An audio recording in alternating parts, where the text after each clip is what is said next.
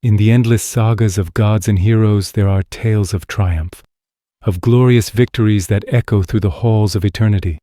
But what of the stories that speak not of victory, but of destiny, of a path walked not for glory, but because it is the only path there is?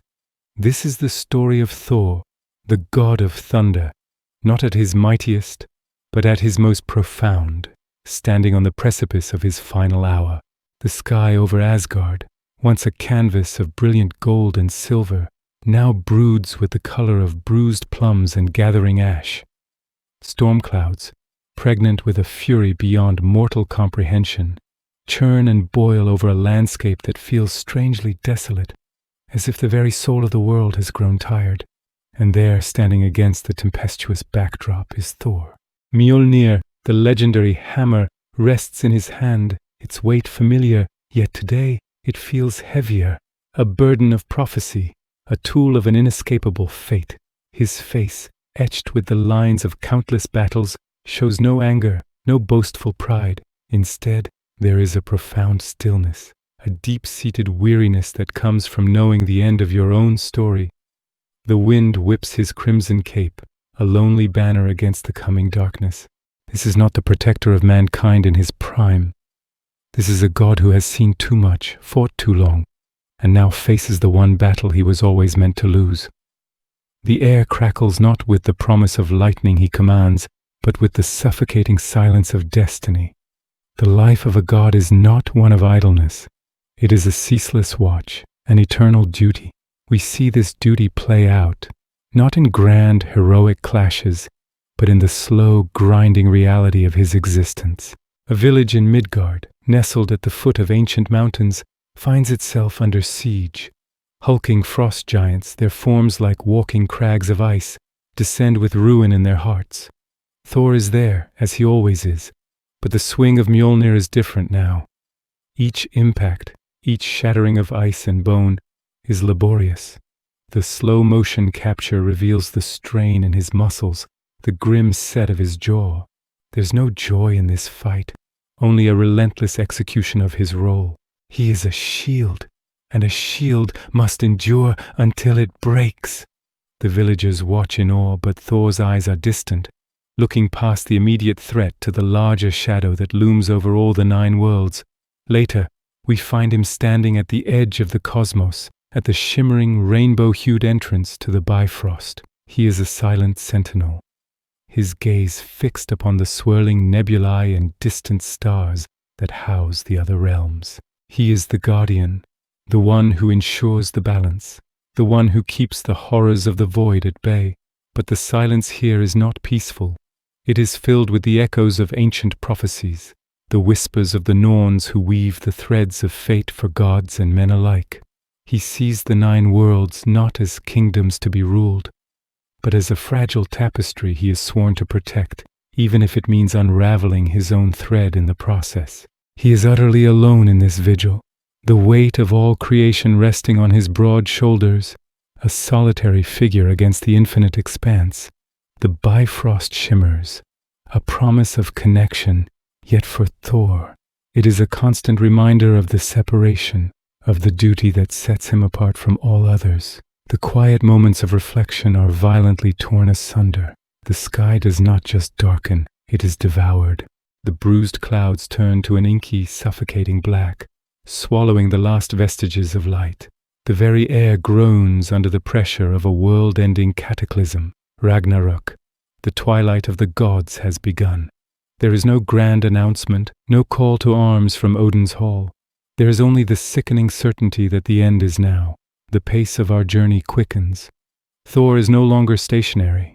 He is in motion, a singular purpose driving him forward. He stands at the prow of a longship, a vessel cutting through a storm-tossed sea. The waves are not mere water. They are monstrous liquid mountains of black, churning with elemental fury, their crests frothing like the jaws of some abyssal beast. The storm is a physical manifestation of the chaos unleashed upon the cosmos, yet even within this maelstrom, there are moments of stark, haunting stillness. We see Thor's face illuminated by a sudden, violent flash of lightning, his own element turned against the world. His eyes are closed, not in fear, but in a final, quiet communion with himself. He is a warrior preparing for his last battle, not by sharpening his blade, but by steadying his soul. He remembers a life of honor, of camaraderie, of loss. He accepts his part in the grand, tragic opera of existence.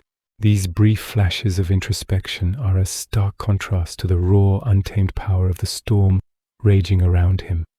The wind howls a dirge, the sea roars its defiance, and through it all, Thor's ship sails on, a sliver of resolve aimed at the heart of the apocalypse.